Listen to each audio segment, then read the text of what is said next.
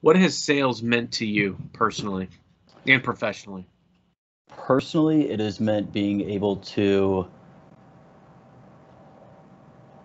I've been very blessed with knowing other people that have been successful in sales and seeing the crossover that it has into the other areas of their life. So not only in having a great relationship with their work people, but having great relationships outside of work, being able to see how much the skill set of sales really bleeds over into all areas of your life, and it's going to stay with you for the rest of life. I have a computer science degree. I know that I could blow an interview for a computer science program out of the water right now because of my personable skills and sales skills. And I chose to go into sales because of how much people interaction it is. I absolutely love being able to talk with people and solve problems with people. People are super unpredictable. They're the most unpredictable things, and it's if you can guide people the most unpredictable things on a process, towards a better outcome. I think that's just one of the most beautiful things, and it's working with a team. A lot of people in sales come from sports. They kind of miss. Uh, there was a national championship football game last night. It's teamwork. That's why everybody watches that. It's being able to hold each other accountable on a team. The quarterback's going to throw the ball. Your receiver's going to catch the ball. Your linemen are going to block, and people are going to do their jobs to make a bigger whole than just blocking somebody or catching a pass. It's you're a full football team that's national championship, blah blah blah. But being part of a team is one of the best things I think. Professionally, it's you can go into any sales will allow you to break into any industry. If you're good at sales, you could get into tech, you could get into healthcare, you could get into law, you could get into the restaurant business, you could get into any industry if you're great at sales. And being able to have the crossover and again the sales skills to form relationships. I have relationships with people that are in a lot of different jobs and salespeople, and it's great to talk with them. What do you like about your job? What do you like about your industry? What don't you like about your job and industry? That's actually similar to mine. Very similar to my likes and dislikes of my industry. So professionally, it's having the opportunity to make as much money as I want. It's a great feeling knowing that I am paid on performance. I have the ability to work harder today and have a great outcome. I could impact, our business bottom line, being involved in business decisions, really learning about how a business operates. When you're selling a solution, like both of, for Microsoft or for Open Systems, Carson, as you do, then it's really learning about how a business operates. It's not one person in the organization that wants either one of our solutions. It has to make sense for an organization to buy it. And that's you talk about forming relationships with organizations, which are comprised of people, but it's, having a good, solid relationship, not with one person, but really with an organization. An organization has its own attitude, and that's made up from people. But organization's its own thing, a company's its own thing. And I like how you put that. I'm a partner with this organization. Some people may go, some people may stay, but I'm a partner with this organization. And it's really knowing you almost know that organization better than some of those employees do. People, experience, knowledge, and money are four really fantastic byproducts of being in sales. And what's always amazed me about sellers is the transformation and the evolution. I've hired a lot of salespeople, a lot of sales managers in my career. And what's amazing to me is when you see like a new seller and, they're fresh out of school or whatever it is, first sales gig, there's almost that. And I was the same way. I mean, there's that I'm not 100% sure of myself yet. I've got this, look. There's a look, right? I mean, you can tell when somebody's brand new.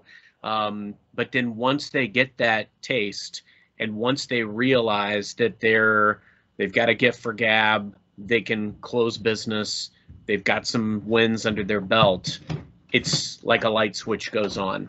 And that's when it's an amazing thing that happens from there. Because I remember when I started in sales, and it was completely by accident. I wanted a service type of role. I had an opportunity based on somebody that I knew, because that's how 99% of jobs happen. and I was successful. And I didn't think that I would be, but I was. And it kept leading to other things, and I've been really fortunate. But the people component of that is the most important. The people that you're able to interact with, invest in all those relationships. It's amazing to me, and I kick myself because I should have done more of that when I was a younger man. Is spending time really truly investing in relationships and understanding the mutual value that could exist. Find the people that are doing great things or doing what you're not able to do or what you want to be able to do. Find those people and talk to them. And the beauty now, you can get a hold of any of them pretty much, and have a virtual call. There's no geographical barrier. The other part to that is the experience. It's so funny when I look back, and I've seen so many salespeople come out and they've had a month or 2 or 3 months and they've done very well. They think they're ready to get promoted. They're ready for the next level. They think they can conquer the world. And then by month 5, month 6, month 7, they're in a slump, and then they're gone. And it's one thing to capture lightning in a bottle, get some immediate momentum. But the real challenge in selling is long-term, consistent success. And there's a lot of reasons for that, but the primary reason is because you have to figure out, as things change, which they will, everything changes. It could be the comp structure, could be the industry you're in, could be the company you're in. As these things change, you've got to be able to pivot and adapt. And if you don't, then you're gone. And that's why you've got to continually challenge yourself. You mentioned earlier, you're going to change industries. If you're good at selling, you can be in multiple different industries. But the other part, and then that experience, one of my 4 pillars, knowledge. You're going to learn so much. What amazes me too is I've been in sales for 20 years, and I've learned so much, even in just the last couple of years, about what matters in selling and about some of these industries that absolutely fascinate me. What people are doing, how they're thinking about things, how they're innovating, how they're leveraging data. The sales landscape has changed, which is funny. I worked long ago in the Yellow Pages business. Now I worked in the online model after some of the print had been around for decades, but I was working with a lot of the people that had been around when the print Yellow Pages was the business, and the directories were this big instead of this big. And it's mindset, because you'd see a lot of people that wouldn't adapt. They just wouldn't do it. It's like, again, you're talking about the medical field, a doctor that would refuse to learn a new procedure that is more efficient and is safer for patients. It's the same philosophy. You've got to adapt, or you're out of the game.